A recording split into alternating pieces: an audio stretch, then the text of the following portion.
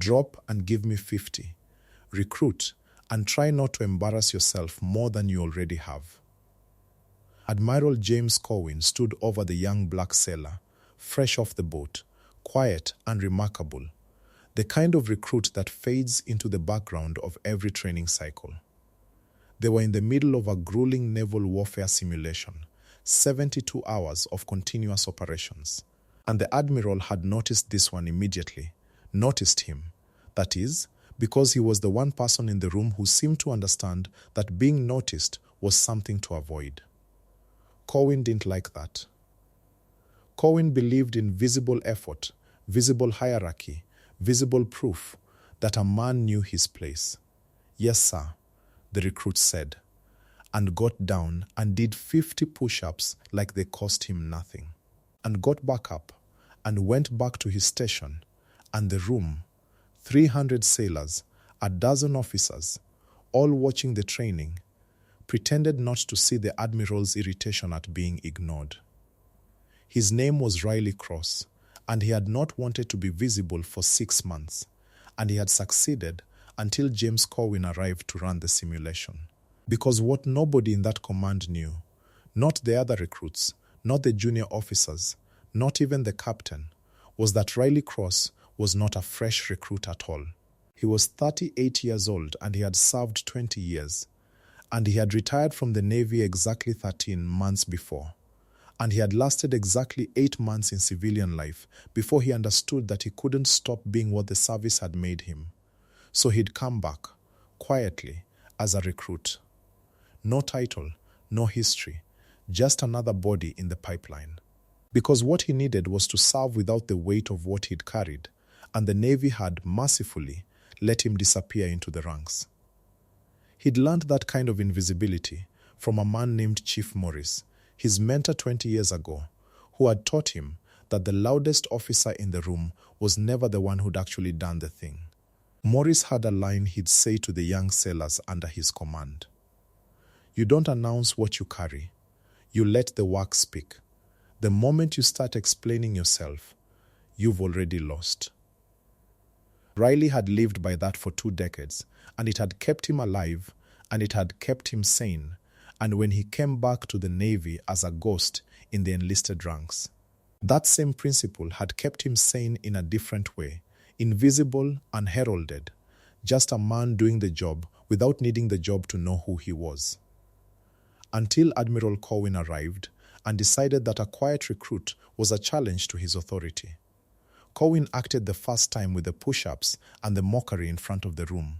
He acted the second time that evening, calling Riley out during the exercise debrief, asking him a navigation question he knew Riley couldn't answer without revealing expertise, setting a trap to catch him either way, fail and look incompetent, or answer correctly and attract the kind of attention Riley had spent 6 months avoiding. Riley chose to fail, gave a weak answer, took the ridicule, and went back to being invisible. Then Corwin made the move that would end it.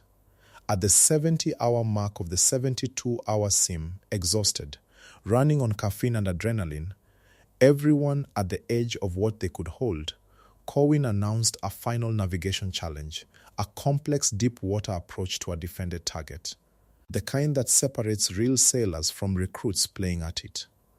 Whoever completes this fast and clean gets a commendation. Whoever fails holds the line for the rest of the class. And looking directly at Riley, some of you already know how this ends. The challenge opened at 2100 hours. The room was a controlled chaos of screens and voices and the hum of the simulation running. Riley sat at his station and looked at the parameters and understood, in that moment, that he was done being invisible. Because the invisible thing, the thing he'd carried for 20 years, the thing that had earned him a medal he'd never once mentioned, the thing that had taught him to navigate through things that couldn't be navigated except by someone who'd done it before. That thing was exactly what this moment needed. And hiding it wasn't humility anymore. It was just wasting the thing his nation had asked him to carry. He started the approach at 21:01 hours. The simulation was designed to take 45 minutes minimum. 45 minutes of careful navigation, of reading the tactical picture, of threading through simulated defenses, of the kind of work that separates the competent from the exceptional. Riley had done this before. Not in a simulator, in actual water, with actual defenses, with actual people shooting. He finished at 21:07 hours. Pristine approach, 0 casualties, target acquired, exfil clean. 7 minutes for something that was supposed to take 45. The whole room went still the way a room goes still when it realizes what it's watching. Corwin's face went through something. Confusion, then anger, then the slow cold understanding that he'd been played, that the invisible recruit was not invisible at all.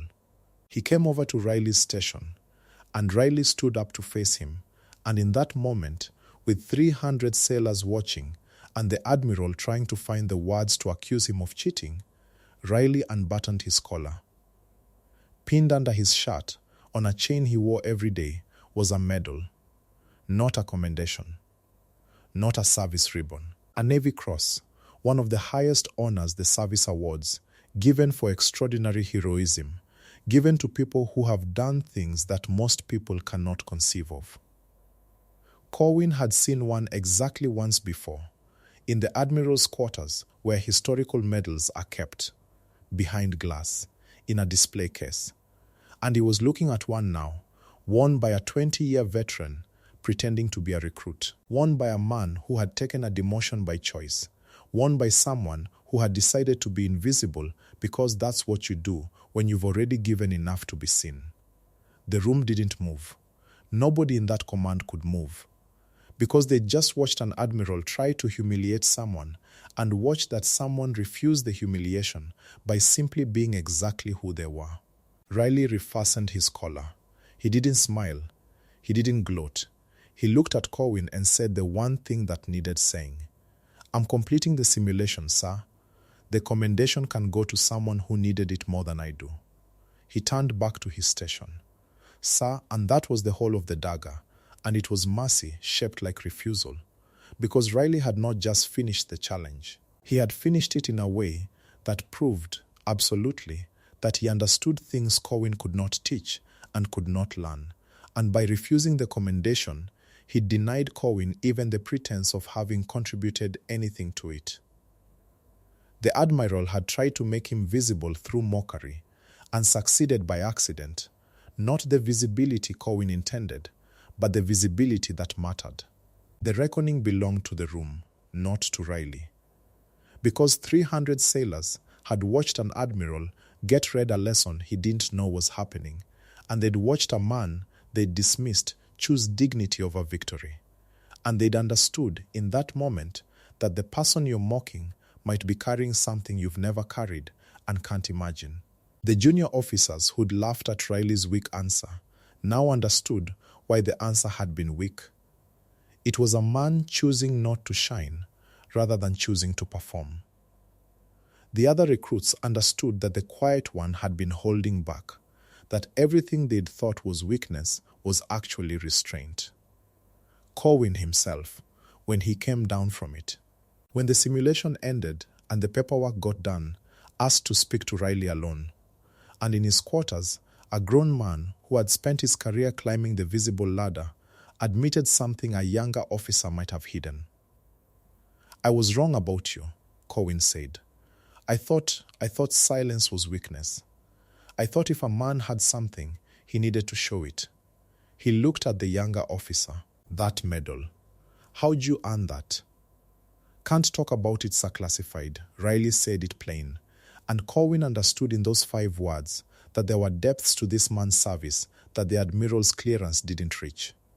"But I can tell you this, my chief taught me that the moment you start announcing what you carry, you've already lost. I came back quiet because I needed to serve without the weight of it. I didn't expect an admiral to call that weakness." "I'll make it right," Corwin said. "No need, sir. This sim ends tomorrow anyway. I'll go back to being invisible, and the cycle will turn over, And some other recruit will figure out who I am in 6 months or 6 years, and that's fine. That's how it's supposed to work. Riley moved to leave and then turned back. Sir, if I can say one thing, the Navy needs people who make noise, who push, who climb visible, but it needs people who carry things quietly too. Both kinds are necessary. You'll get better results if you stop assuming one is more valuable than the other. And that was the grace in it, because Riley could have walked out of that room and let Corwin sit with the humiliation. Instead, he'd offered the man a way to think differently. And Corwin, who had the kind of pride that comes from being right a lot, took it. The months after brought a quiet change in how that Admiral approached his command. He didn't soften. Corwin was Corwin. But he stopped assuming silence was weakness.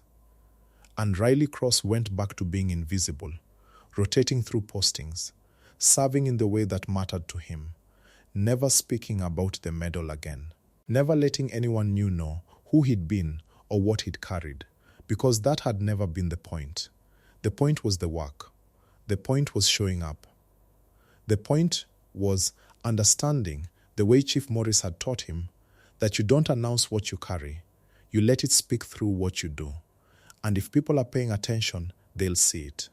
And if they're not, that's fine too. Some mornings, pulling rank from the back of his dress uniform, the Navy Cross hung there under his shirt against his chest. And Riley would run a hand across it the way you touch something that's kept you sane. And he'd say the line the chief left him. The line that had saved him more than once. You don't announce what you carry. You let the work speak. The moment you start explaining yourself, you've already lost. An Admiral had tried to make him explain, and Riley had refused. And in refusing, he'd said everything that needed saying, that there are people in every service, every workplace, every room, who carry things quietly, who could shine if they wanted to, but choose instead to let their work be their only voice. And the ones who mistake that quiet for weakness are the ones who've never understood that the loudest thing in a room is often the silence of someone who knows exactly how much they can do and has decided not to prove it. If you've ever been dismissed by someone who didn't know who they were dismissing and chosen to stay silent instead of prove them wrong, tell us about it in the comments. We read every one. The moral runs quiet as a medal under a shirt. The people who matter least to you are often carrying the most, and the ones who insist on announcing their worth are so often the ones with the least to show. Real authority doesn't need to be seen. It just needs to be there, available, when the moment comes that requires it. Who was the first person who taught you that the loudest person in the room isn't always the strongest, that quiet carries its own weight? Tell us below. If Riley's night meant something to you, share it with someone who's been dismissed by someone who couldn't see past the surface. And wherever you're carrying something you've chosen not to announce, may your silence be its own kind of strength. May your work speak louder than any words you could say. And may you find, one day, a room full of people who finally understand what you've been holding all along.